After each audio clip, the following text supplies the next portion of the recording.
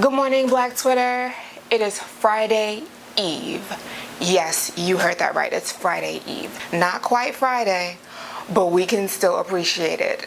Okay? Just saying. I am here. I have my tea. I am not sweating bullets like I was yesterday, and I think it's raining right now. Whatever. We're gonna make it. We're gonna be all right. Yes? So I don't know if you follow me on Instagram, but I had to get into this Sogon challenge because somebody told Dr. Miami to get into it, and I really took that personally. You can't let me see your Italian uncle up here spitting bars and think that I'm not gonna accept the challenge, being a girl from the Bronx. Now, mind you, I was always more of a beatboxer as a kid than a rapper. I was never a rapper, I'll be real. I've never really had bars. I don't even know if I have flow. Never really tried. But if Dr. Miami can get up here and do the Sogon challenge, that means it's either dead or it's just getting started. So I'm gonna take this as my opportunity to get in on it too, because the Sogon challenge has been the highlight of the entire week. It might even be better than the ALS challenge, only because who really wanted to dump water on themselves? I didn't. That's why I didn't do it.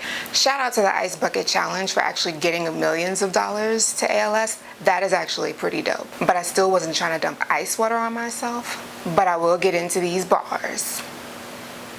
You know what I wouldn't do though? I would not get on Twitter and expose all my past lovers and their sexual prowess. But you know who would? The nude queen. So I'm scrolling through Twitter, and I see these retweets. I guess the nude queen got on Twitter and was fed up at that moment because she decided to hop in the mentions of a bunch of men she had sex with and tell them exactly where they messed up. Am I gonna read those tweets? No, I am not gonna read those tweets because this is a family show. But you can go read those tweets because I'm pretty sure she hasn't taken them down. And the funny thing is, you would think after putting all of those men on full blast, like, your penis is small, your stroke is whack, you don't, like, putting all those men on blast, you would think this might make her some kind of black widow, some kind of pariah. No, no, no, no. Because a bunch of dudes saw that and said, I'll take that challenge, and hopped in her DMs. So they either thought that they weren't going to be next, or I don't know, you tell me, but I can't imagine wanting to be either person in that situation, because that just means you've had a lot of bad sex.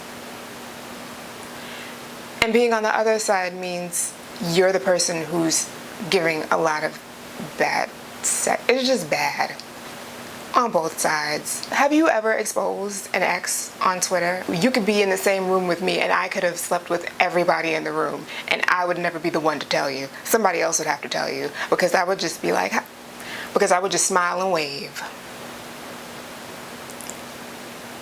That would be me the entire time, smiling and waving with all my exes, who are dead to me, by the way, because all my exes are dead to me. May they rest in peace. By the way, do you put sugar in your tea? I'm gonna be real. I don't always put sugar in my tea. I can drink tea without sugar. Why? Because I'm a savage. Other things I do: use Listerine mouthwash, ignore crying children, kick puppies over bridges. Just saying, might not be true, but let's not test that theory. Point being, I'm out here in these mean streets. Can we talk about Fave for a second? Because there's been a whole lot of problematic Fave stuff going on lately. And I hate that word, problematic, because if everyone is problematic, then nobody is problematic, right?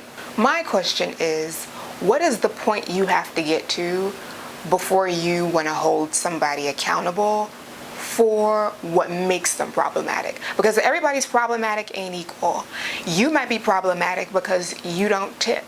Someone else is problematic because they street harass people, and your fave is problematic because he just raped someone.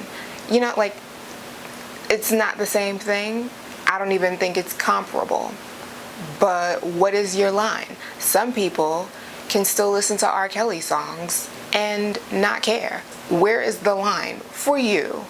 What is your line before you actually decide, I can't really rock with this person anymore because this level of problematic is too much for me. For me, my line on people being problematic is like way, like there's very little margin.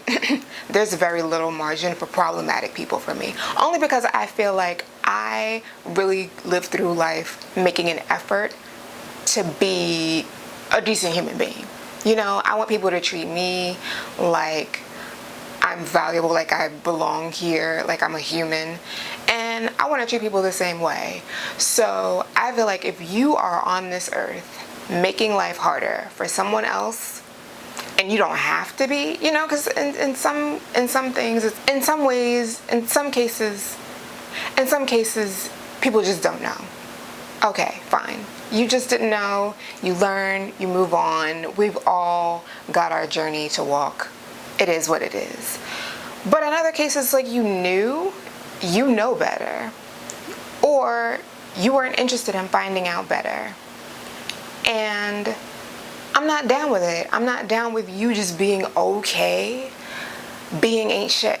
More than enough people who are not worth a damn on this planet. We don't have to add to that. So I'm gonna save my little margin of space for the people who are actually trying. And that's where my line is. Where's your line? Let me know. Hit me up in the comments. Chat with me on Twitter. Remember, whether you're watching on YouTube or listening to the podcast, subscribe and rate it. Have a good day, y'all. I'll be here tomorrow. Good morning, Black Twitter.